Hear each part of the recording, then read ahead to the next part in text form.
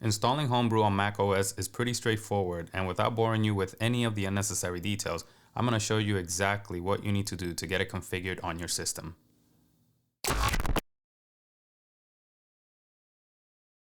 Installing Homebrew on macOS is pretty straightforward. First thing you need to do is verify that you don't have it installed, and if you're trying to install it, obviously you probably don't. But if you type in brew, you'll see command not found. So all you need to do is go to Homebrew's website, which is brew.sh. And then this command here is what you want to copy. So you can click on the clipboard here at the very end. Go back to your terminal. Paste that command. Supply your password. Hit return to confirm that you do want to install and create those new directories for Homebrew.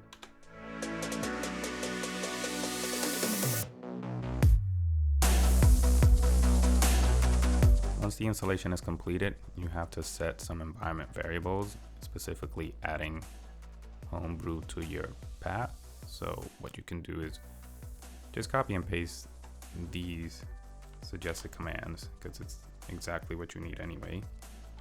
Paste those. And the second one, go ahead and copy and paste. And what I typically like to do at this point is terminate my terminal and just reopen a new one, start fresh.